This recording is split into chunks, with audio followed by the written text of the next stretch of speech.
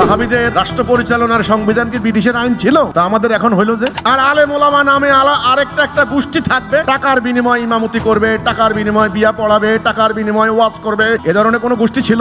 একজন প্রশ্ন করেছেন, আমরা তো জানি রাসূল সাল্লাল্লাহু আলাইহি সাল্লাম সাহাবা ইকরাম জিহাদ ও কিতালের মাধ্যমে দ্বীন প্রতিষ্ঠা করে গেছেন, তাহলে আপনি আবার কেন দ্বীন প্রতিষ্ঠার জিহাদের কথা বলছেন? আমরা কার বিরুদ্ধে জিহাদ করব? আমাদের সমাজের মানুষ তো অলরেডি মুসলমান আমরা হয়েই আছি, আশা করি বুঝাইয়া দিবেন। ভালো প্রশ্ন, সুন্দর প্রশ্ন। রাসূল দ্বীন প্রতিষ্ঠা করে তো গেলেন, এটা কি আমি অস্বীকার করেছি?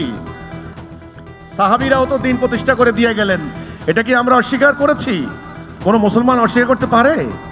কিন্তু রাসূল এবং সাহাবীরা রক্ত দিয়ে, গাছের লতা পাতা খেয়ে, শহীদ হয়ে, জীবন দিয়ে যেই দ্বীনটা প্রতিষ্ঠা করে দিয়ে গেলেন, আমরা কি সেই জায়গায় আছি কি না?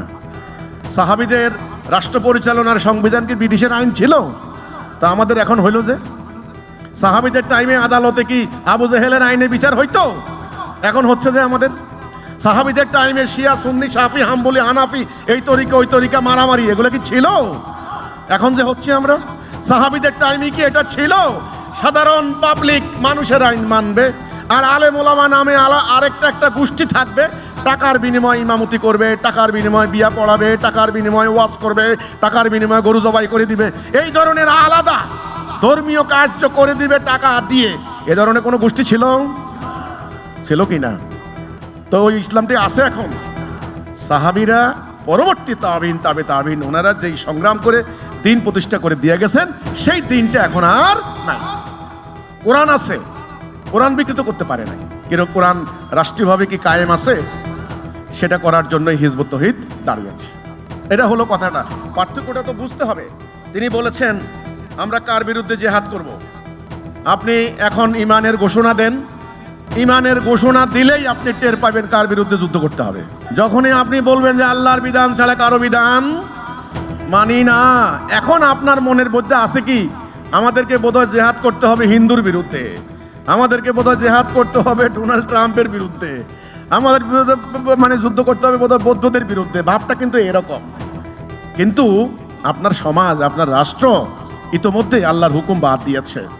যখনই আপনি ইমানের ঘোষণা দিবেন, প্রকৃত ইমান, তাওহীদের উপর ইমান, দেখবেন আশ্চর্য হয়ে যাবেন, আপনার জন্মদাতা পিতা আপনার সামনে দাঁড়িয়েছে, আপনার ভাই, আপনার মায়ের সন্তান, আপনার ভাই, সোজা কথা সহোদর বলে, একই পেটের থেকে আসছেন, আপনার ভাই, আপন ভাই আপনার সামনে দাঁড়িয়েছে আবু জেহেলের ভূমিকায়। আপনার মামা, আপনার খালু, আপনার মসজিদের ইমাম, আপনার গ্রামের মেম্বার, আপনার এতদিন যে দল করতেন দলের সভাপতি, এখন আপনারা আর চিনে না। কথা ক্লিয়ার হলো কি না? তাইলে ইমানের ঘোষণা দিলেই আপনি বুঝবেন জিহাদটা কার বিরুদ্ধে করা লাগে। আগে ঘরের থেকে জিহাদ শুরু। রাসূলুল্লাহ সেটা করেননি। আগে ওনার গোত্রের সঙ্গে লড়াই করতে হয়েছে না? এটাই কাজে আগে ইমানের ঘোষণা দেন, তখন আপনি বুঝবেন, সময়ে বলে দিবে আপনার কার বিরুদ্ধে জিহাদ করবেন। আমরা তো মুসলমান হয়েই আছি না, আপনারা মুসলমান নাই, আপনারা তো মুসলমান হয়েই আছি।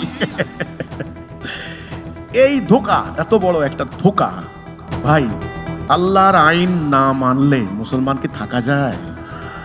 আলেমদেরকে এই প্রশ্নটাই করেন যে হিজবুত তৌহিদের হাজার ভুল, লক্ষ ভুল তোমরা বলো তোমাদের দৃষ্টিতে, তোমরা বলো মোহতারাম খতিব সাহেব, হুজুর শায়েখ বা মুহাদ্দিস সাহেব, মোহতামিম সাহেব, আপনি বলেন তো যে জাতি রাষ্ট্রীয়ভাবে আল্লাহর আইন মানে না, কোরআনের বিধান মানে না, শতাব্দীর পর শতাব্দী ধরে ব্রিটিশের আইন মানে, এরা কি মুসলমান দাবি করতে পারে?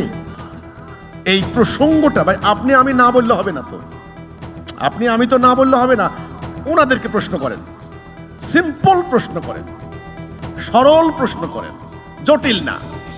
যে জাতি কোরআনের আইন মানে না, তারা মুসলমান থাকতে পারে কিনা? পারে না। দেখবেন তারা বলবে আমাদের কি করার আছে, এটা সরকারের কাম। তো আপনি পাল্টা প্রশ্ন করবেন, কিছু করার নাই আপনাদের? কিছু করার না থাকলে চাকরি করে ভাত খাচ্ছেন কেন? কিছু করার নাই, আপনি যে বললেন কিছু করার নাই, তাহলে আমরা নামছি আল্লাহর বিধান কায়েম করার জন্য, আমাদের পক্ষে সামনে বাধা হয়ে দাঁড়াবেন না। ওকে, আপনার কিছু করার নাই, আপনি থাকেন।